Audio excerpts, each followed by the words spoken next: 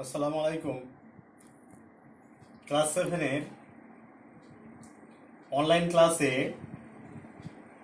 আজ তোমাদের দেশ ও বিদেশের বাণিজ্য, ভারতে বিদেশি বণিকদের আগমন নিয়ে আলোচনা করব।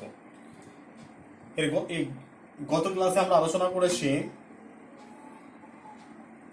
যে সুলতানি শাসনকালে দিল্লির প্রধান সমস্যা কী ছিল এবং দিল্লির সমস্যা সমাধানের জন্য দিল্লির সুলতানরা কী কী ব্যবস্থা অবলম্বন করেছিলেন, আর ভারতে বাণিজ্য কীভাবে সম্পাদিত হতো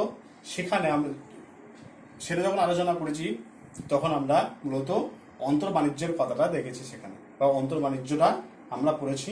তাহলে আজকে এই বহির্বাণিজ্যের ব্যাপারে বলবো, অর্থাৎ ভারতে দেশ ও বিদেশে যে বাণিজ্য, সেই বাণিজ্য মূলত বহির্বাণিজ্যের মধ্যে পড়ে, সেটা নিয়ে আমরা আলোচনা করব। তাহলে প্রাচীনকাল থেকে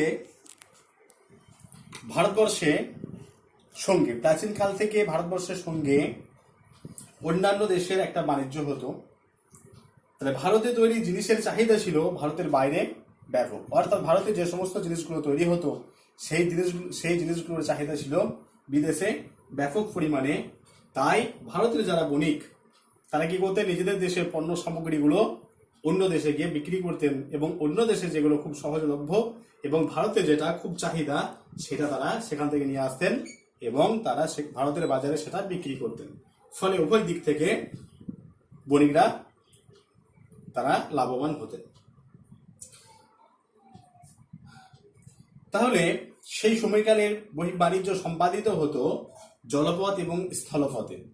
আজকে দিনের মতো যে আকাশপথ বা রেলপথ তখন ছিল না, তাই স্থলপথ এবং জলপথের সাহায্যে বাণিজ্যটা সম্পাদিত হতো। গুজরাট ও মালাবারের বন্দরগুলো থেকে পশ্চিম দিকে আরব সাগর, পারস্য উপসাগর ও লোহিত সাগরের তীরবর্তী দেশে প্রধানত যে সমস্ত জিনিসগুলো রপ্তানি হতো তাদের মধ্যে উল্লেখযোগ্য ছিল মশলা, বস্ত্র,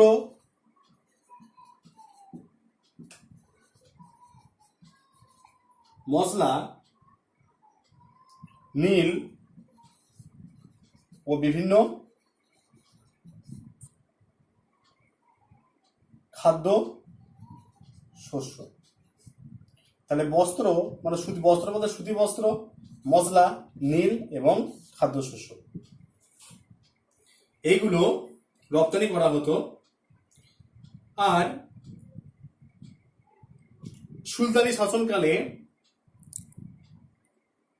বিদেশ থেকে যে সমস্ত জিনিসগুলো আসতো তার মধ্যে উল্লেখযোগ্য ছিল ঘোড়া এবং কৃতদাস বিদেশ থেকে আসতো।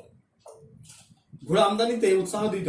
তাহলে ভারতীয় শাসকরা ঘোড়া আমদানিতে উৎসাহ দিত এ কারণে যে ভারতবর্ষে কোনো ভালো মানের ঘোড়া পাওয়া যেত না। তাহলে কোন কোন জায়গা থেকে ঘোড়া আসতো সেগুলো আমরা দেখব। যে পারস্য, এডেন এবং ইয়ামেন থেকে ভালো জাতের ঘোড়া ভারতবর্ষে আমদানি করা হতো। আর মুঘল আমলে সুরাট বন্দর ছিল প্রধান বন্দর। এই বন্দরের সঙ্গে পশ্চিম এশিয়ার দেশগুলোর সঙ্গে একটা যোগাযোগ স্থাপিত হয়েছিল। ভারতের বাণিজ্যের যে জগৎ, সেখানে বেশ কিছু টার্ম ব্যবহার করা হয়েছিল, বেশ কিছু শব্দ ব্যবহার করা হয়েছিল।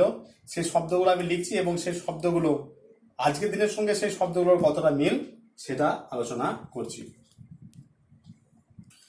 দেখো, দুটো আমি শব্দ লিখেছি, একটা হচ্ছে সরাফ, একটা হচ্ছে হুন্ডি। তাহলে সরাফ, আগেকার দিনে যেটা সরাফ সেটা আজকের দিনের ব্যাংক, আর আগেকার দিনে যেটা হুন্ডি সেটা আজকের দিনের ব্যাংকের যে চেকগুলো হয় সেই চেক। তাহলে দেখো, ব্যাংক কি করে, ব্যাংক একজনের কাছ থেকে টাকা নেয় এবং অন্যজনকে টাকাটা দেয়। অর্থাৎ যার কাছ থেকে টাকা নিচ্ছে তাকে কম সুদ দেয় এবং যাকে টাকাটা ধার দিচ্ছে তার কাছ থেকে বেশি সুদ নেয়, ফলে ব্যাংক কিন্তু লাভবান হয়। তাহলে তখনকার দিনে এই সরাফ কি করতো, এই টাকা বিনিময়ের কাজ করত। ব্যাংক যেমন টাকা বিনিময়ের কাজ করে, একই রকম ভাবে সরাফ আজকের যে ব্যাংকের মতোই টাকা বিনিময়ের কাজ করত। আর কি, এই সরাফের সঙ্গে যারা যুক্ত ছিল এই সংস্থার সঙ্গে যারা যুক্ত ছিলেন সরাফ, তাহলে তারা কিন্তু টাকাটা আসল কি নকল, অর্থাৎ টাকাটা তারা হাত দিলেই বলে দিতে পারতো যে এটা আসল না নকল, অর্থাৎ মুদ্রা কতটা খাঁটি তারও তারা পরীক্ষা করে বলে দিতেন। তাহলে সরাফ কি হচ্ছে? সরাফ হচ্ছে একটা বিনিময়ের মাধ্যম, যেখানে একটা পক্ষ টাকা জমা দিচ্ছে এবং এই সরাফ কি করছে? অন্য একটা পক্ষকে টাকা ধার দিচ্ছে, অর্থাৎ যে টাকা জমা দিচ্ছে তাকে কম সুদ দেওয়া দিচ্ছে এবং যাকে টাকাটা ধার দিচ্ছে তার কাছ থেকে সরাফ বেশি সুদ গ্রহণ করছে। ফলে উভয় দিক থেকে সরাফ লাভবান হচ্ছে, যেটা আজকে দিনে যে ব্যাংকগুলো করে সেই ব্যাংকের মতোই কাজ করতো তখনকার দিনের সরাফ। ঠিক আছে, নেক্সট আলোচনা করব হুন্ডি। তাহলে হুন্ডি তখনকার দিনে যেটা হুন্ডি, আজকের দিনে সেটা চেক। তাহলে এক জায়গা থেকে আরেক জায়গায় বণিকরা যখন ব্যবসার জন্য এক জায়গা থেকে আরেক জায়গায় যেত, তখন নগদ টাকা নিয়ে গেলে একটা ভয় থেকে যেত। কি ভয় থাকতো? চোর ডাকাতের ভয় সেই সময় ছিল। তাহলে চোর ডাকাত কি করতো? অনেক সময় লুটপাট করে নিত। এই লুটপাটের হাত থেকে বাঁচার জন্য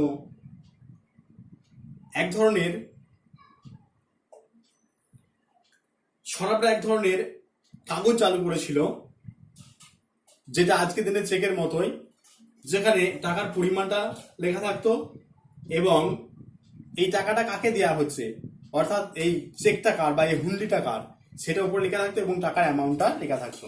তাহলে এটা নিয়ে গিয়ে আবার যে সরাফ, সেই সরাফে জমা দিলেই সমপরিমাণে টাকা দিয়ে দেওয়া হতো।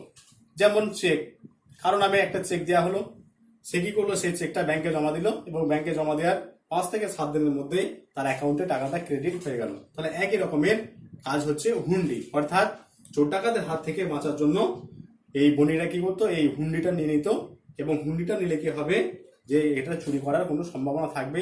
যদিও চুরি করে নেয় তাহলেও কিন্তু চোররা কিছু লাভবান হতে পারবে না, কেননা এখানে যে বণিক তার নাম লেখা থাকবে এবং টাকার অ্যামাউন্টটা লেখা থাকবে।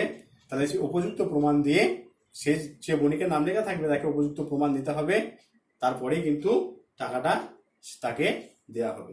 তাহলে এই দুটো টার্ম কিন্তু সেই সময় ব্যবহার করা হয়েছিল, একটা হচ্ছে হুন্ডি, একটা হচ্ছে সরাফ।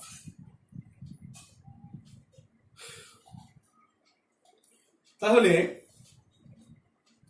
এই সময় মধ্যযুগে যে সমুদ্র বাণিজ্য, সেই সমুদ্র বাণিজ্যে দেশের বেশিরভাগ বণিকে অংশগ্রহণ করত।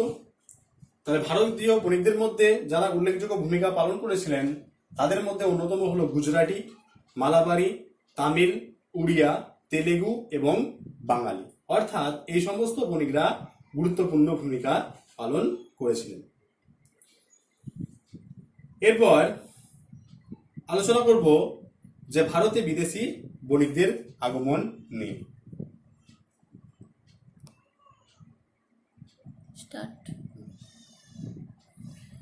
এরপর ভারতে বিদেশি বণিকদের আগমন, এটা নিয়ে আলোচনা করব। এটা তোমাদের একটা বড় 5 নম্বরের কোশ্চেন হয়। তাহলে ভারতে বিদেশি বণিকদের আগমন,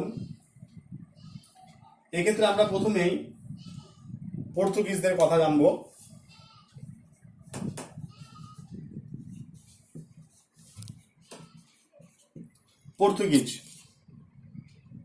পর্তুগিজ বণিকদের কথা জানব।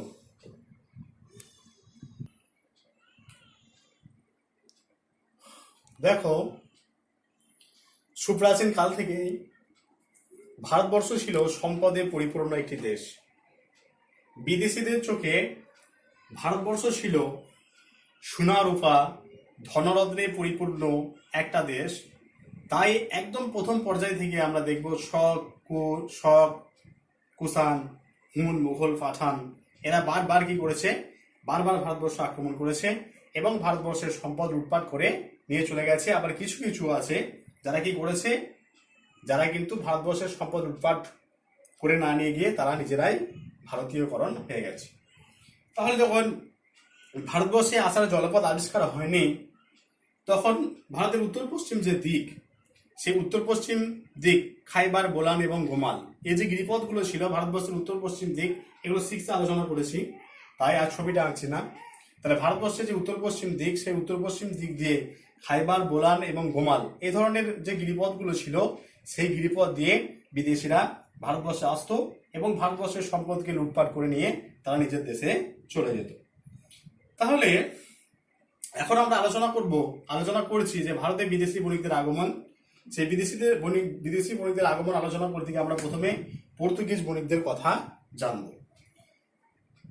তাহলে এই পর্তুগিজরা যে ভারতবর্ষে আসা জলপথ আবিষ্কার করবেন বা ভারতবর্ষে আসবেন, তার প্রধান উদ্দেশ্য কিন্তু মশলা, অর্থাৎ মশলার বাণিজ্যকে দখল করার জন্য এই পর্তুগিজরা ভারতবর্ষের উপর অভিযান চালিয়েছিলেন। 1488 খ্রিস্টাব্দে বার্থেলোমিউ দিয়াজ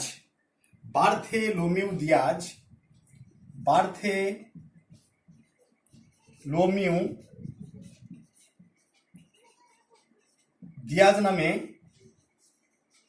একজন পর্তুগিজ নাবিক ভারতবর্ষে আসার জলপথ ভারতবর্ষে আসার চেষ্টা করেছিলেন, কিন্তু তিনি ভারতবর্ষে আসতে পারেননি। কেন আসতে পারেননি? না, মাঝপথে ভীষণ ঝড় উঠেছিল এবং ঝড় ওঠার ফলে তার যে নৌকা ছিল, জাহাজ ছিল, সেই জাহাজগুলো সব ভেঙে চূর্ণ বিচূর্ণ হয়ে গিয়েছিল এবং তিনি নিজে কোনো রকমে নিজের প্রাণ বাঁচিয়ে নিজের দেশে ফিরে গিয়েছিলেন। তাহলে এই জায়গাটা, যে জায়গার মধ্যে ঘটনাটা ঘটছে, সেই জায়গাটার নাম কি? সেই জায়গাটার নাম হচ্ছে ঝড়ের অন্তরীপ। কে নামকরণ করেছিলেন? না, বার্থেলোমিউ দিয়াজ এই জায়গাটার নামকরণ করেছেন ঝড়ের অন্তরীপ। এর 10 বছর পর 1498 খ্রিস্টাব্দে ভাস্কো দা গামা নামে একজন পর্তুগিজ নাবিক, ভাস্কো দা গামা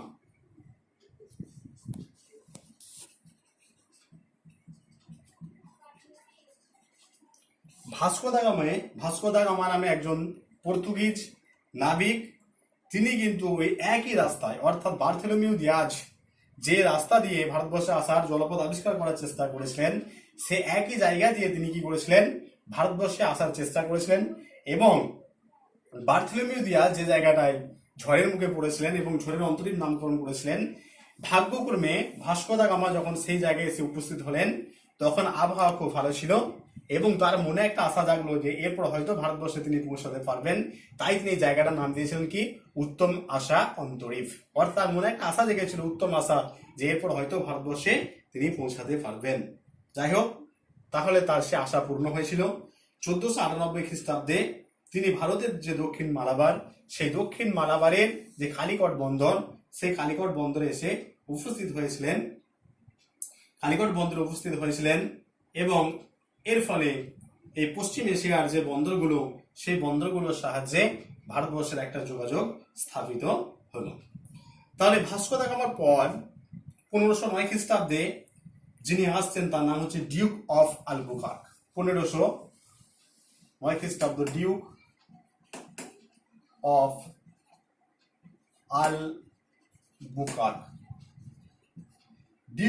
আলবুকার্ক।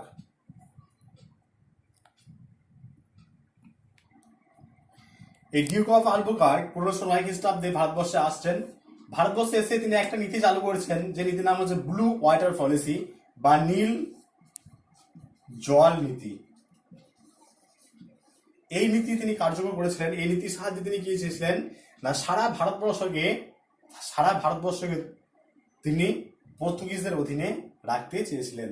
ঠিক আছে, 1509 খ্রিস্টাব্দে তিনি এই নীতিটা চালু করেছেন। কি নাম? Duke of Albuquerque.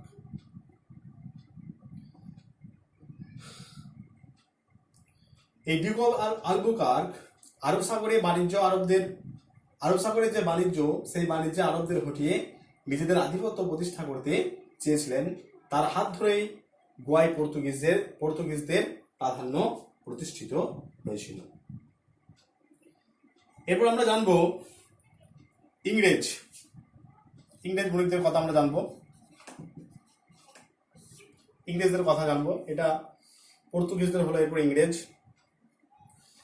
তাহলে ভারতে বিদেশি বণিকদের আগমনের ক্ষেত্রে ইংরেজদের ভূমিকাও ছিল অবিস্মরণীয়। 1690 খ্রিস্টাব্দে 1600 খ্রিস্টাব্দে ইংরেজ ইস্ট ইন্ডিয়া কোম্পানি গঠিত হয়েছিল এবং ইংরেজ ইস্ট ইন্ডিয়া যে কোম্পানি গঠিত হলো, সেই ইংরেজ ইস্ট ইন্ডিয়া কোম্পানির প্রধান উদ্দেশ্যই ছিল যে ভারতবর্ষে বাণিজ্য করা। তাহলে এই ইংরেজ ইস্ট ইন্ডিয়া কোম্পানি আমরা দেখব যে পরবর্তীকালে এরা পলাশির যুদ্ধ এবং বক্সারের যুদ্ধে জয়লাভ করার ফলে তাহলে ভারতবর্ষের শাসন ক্ষমতা তাদের হাতে চলে যাচ্ছে। বিশ্বকবি রবীন্দ্রনাথ ঠাকুর এই প্রসঙ্গে বলেছেন যে বণিকের মানদণ্ড রাজদণ্ডে পরিণত হলো। অর্থাৎ যারা বাণিজ্য করার জন্য ভারতবর্ষে এসেছিলেন তারাই কিন্তু ভারতবর্ষের শাসন ক্ষমতায় তারা প্রতিষ্ঠিত হলো এবং ভারতবর্ষের শাসন ক্ষমতা তারা নিজেদের হাতে তারা নিয়ে নিল এবং ভারতবর্ষের যে সম্পদ, সেই সম্পদ নিজেদের দেশে নিজেদের শুরু করেছিল, যেটাকে সম্পদের নির্গমন বা সম্পদের বহির্গমন বলা হয়। এর ফলে কি হয়েছিল না, এর ফলে ভারতবর্ষ একটা দরিদ্র দেশে পরিণত হয়েছিল এবং ভারতবর্ষে কি হয়েছিল, ভারতবর্ষ দরিদ্র দেশে যেমন পরিণত হচ্ছে এবং ভারতবর্ষে দুর্ভিক্ষ দেখা দিচ্ছে, সাধারণ মানুষরা খেতে না পেয়ে মারা যাচ্ছে। এর প্রধান কারণ হচ্ছে ইংরেজদের শোষণ এবং তাদের ভারতবর্ষের সম্পদ নিজেদের দেশে নিয়ে চলে যাওয়া। তাহলে এই ইংরেজরা বাণিজ্য করার জন্য প্রথমে এলেও তারা কিন্তু ভারতের ভাগ্য নিয়ন্ত্রকে পরিণত হচ্ছে। ইংরেজ বণিকদের বা ইউরোপীয় বণিকদের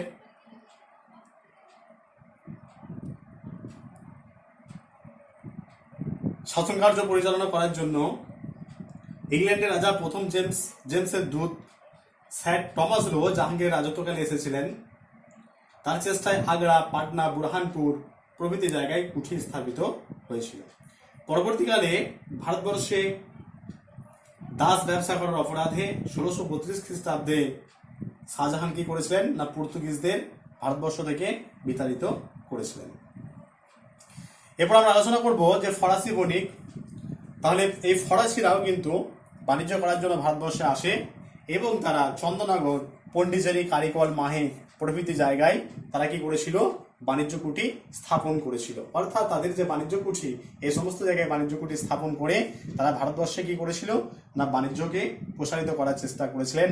কিন্তু পরবর্তীকালে ইংরেজ ইস্ট ইন্ডিয়া কোম্পানির সঙ্গে কিন্তু এরা প্রতিযোগিতায় পারেনি। তাই এই ফরাসিরা কি করেছিল, তাদের যে বাণিজ্যের তল্পিতল্পা গুটিয়ে তারা স্বদেশে ফিরে গিয়েছিল। অর্থাৎ ইংরেজ বণিকদের যে ঔদ্ধত্য, সেই ঔদ্ধত্যের কাছে কিন্তু ফরাসিরা পারেনি। তাই ফরাসিরা কি করেছিল, ভারতবর্ষের যে বাণিজ্য, সেই বাণিজ্যকে গুটিয়ে নিয়ে তারা স্বদেশে ফিরে গিয়েছিল। তাহলে ইউরোপীয় বণিকদের ক্ষেত্রে আরেকটা কথা বলতে হবে যে ইউরোপীয় বণিকরা সাধারণ মানুষদের নীল চাষ করার জন্য দাদন দিত। দাদন শব্দের অর্থ হলো অগ্রিম অর্থ। একজন কৃষক যদি ইংরেজদের কাছ থেকে দাদন নিত তাহলে কিন্তু ইংরেজদের হাত থেকে বেরিয়ে আসা সম্ভব ছিল না এবং সুদের পরিমাণটা হতো চক্রবৃদ্ধি সুদ, অর্থাৎ সুদের পরিমাণটা বেড়ে যেত। এইভাবে তারা চাষিদেরকে সর্বশান্ত করে ফেলত।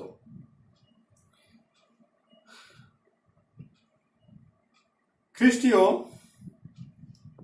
সপ্তদশ শতকের ভারতের গুজরাট, উত্তর ও দক্ষিণ করমণ্ডল এবং বাংলা হয়ে উঠেছিল ইউরোপীয় বণিকদের প্রধান অঞ্চল। এই 4টি অঞ্চলে সুরাট, মছলিপট্টনম, পুলিকট এবং হুগলি ছিল ইউরোপীয়দের প্রধান বাণিজ্য ঘাঁটি। করমণ্ডলের গ্রামগুলোতে সুতো কাটুনি, তাঁতি, কাপড় ধুলাই এবং রং করার কাজে নিযুক্ত শ্রমিকদের সংখ্যা ছিল চাষিদের থেকে অনেক বেশি। যেহেতু এখানে কাজ করার সুযোগটা বেশি ছিল, তাই এখানে চাষবাসের থেকে মানুষরা এই কাজে বেশি নিযুক্ত ছিল। মুঘল শাসকরা বাণিজ্য করতে বণিকদের উৎসাহ দিত। এমনকি মুঘল শাসকরা যে আমদানি শুল্ক, সেই শুল্ক ছাড় দিয়েও ভারতবর্ষে বাণিজ্য করার জন্য তাদেরকে উৎসাহ দিত। এছাড়াও ভারতবর্ষে বাণিজ্য কুঠি নির্মাণের জন্যও তারা কিন্তু বিদেশি বণিকদের উপরে নিষেধাজ্ঞা জারি করেনি।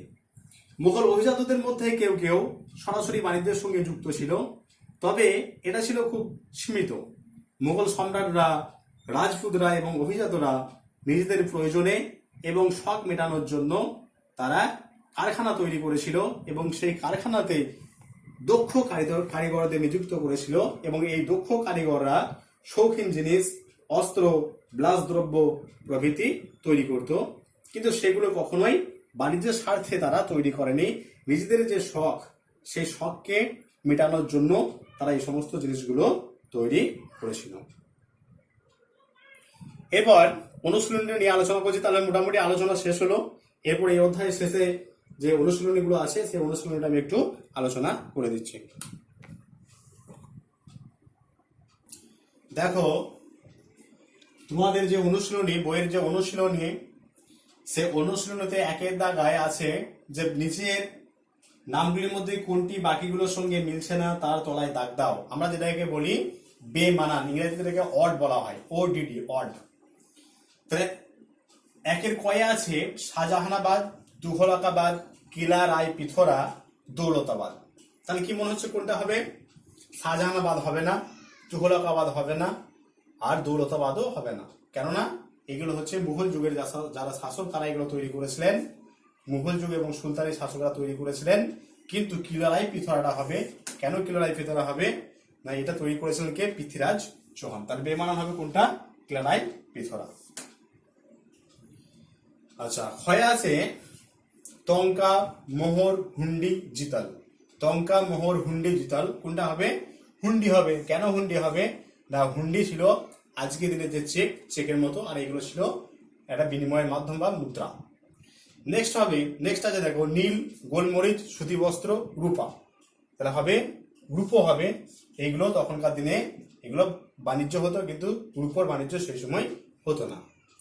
নেক্সট আছে করওয়ানি, কসবা, বাঞ্জার, মুলতানি। তাহলে এটা হবে কি? না, কসবা হবে এটা। আর লাস্ট যেটা আছে উমা, পান্ডুয়া, বুরহানপুর, চট্টগ্রাম, গৌড়। তাহলে পান্ডুয়া সেই সময়কালে গড়ে উঠেছিল, চট্টগ্রাম গড়ে উঠেছিল, গৌড় গড়ে উঠেছিল সেই সময়কালে, কিন্তু বুরহানপুরের নাম আমরা পাই না, তাই কি হবে? বুরহানপুর। এরপর একটা আছে, সেটা হচ্ছে ম্যাচিং। ম্যাচিংটা আমি করে দিচ্ছি। দেখো, 2 নম্বরে তোমাদের স্তম্ভ আছে, পেজ নম্বর 109, 190 যে অনুশীলনী, তার 2 নম্বরে যেটা আছে সেটা হচ্ছে স্তম্ভ, অর্থাৎ কয় স্তম্ভের সঙ্গে কয় স্তম্ভের মিল করো। তাহলে দেখো, প্রথমে আছে সিঁড়ি। সিঁড়ি শহরটাকে তৈরি করেছিলেন? সিঁড়ি শহর তৈরি করেছিলেন আলাউদ্দিন খলজি। তাহলে পরীক্ষায় তোমরা যখন ম্যাচিং লিখবে তখন এইভাবে লিখবে। তাহলে ডান দিকের যেটা সঠিক সেটা তার পাশে লিখবে। অনেকগুলো কি করে এভাবে তীর চিহ্ন দিয়ে লিখে, এভাবে তীর চিহ্ন দিয়ে লিখে, এটা কিন্তু নিয়ম নয়, এভাবে পাশাপাশি লেখাটাই নিয়ম। 2 নম্বর আছে দিনেমার। দিনেমার কাদের বলা হয়? যারা ডেনমার্কের অধিবাসী তাদের বলা হয় দিনেমার। তাহলে দিনেমারের সঙ্গে ডেনমার্কের অধিবাসীটা মিলবে। 3 নম্বরে আছে সরাফ। সরাফ হচ্ছে যারা মুদ্রা বিনিময় করে তাদেরকে বলা হয় সরাফ, অর্থাৎ মুদ্রা বিনিময়কারী। হৌজ, যারা যে হৌজ হলো জল সংরক্ষণ। আর 5 চিরাগি দিল্লি। চিরাগি দিল্লিকে শেখ নাসির উদ্দিন চিরাগি দিল্লি নামে পরিচিত। তাহলে তোমাদের এই যে অধ্যায়টা মোটামুটি শেষ হলো। আর প্রথম দিকের একটা ক্লাসে যে প্রশ্নগুলো হয় সেগুলো লিখিয়ে দেওয়া হয়েছিল। তারপরে যে কোশ্চেনগুলো হবে সেগুলো আমি লিখিয়ে দেবো, ছবি করে হোয়াটসঅ্যাপে পাঠিয়ে দেবো। অনুশীলনটা করে দেওয়া হলো 1 এবং 2 নম্বর, 1-এর দাগা 2-এর দাগা করে দেওয়া হলো। তোমরা ভালো করে ভিডিওটা দেখবে। কারো কিছু যদি বুঝতে অসুবিধা হয় তোমাকে অবশ্যই ফোন করবে, সমাধান করার চেষ্টা করা হবে।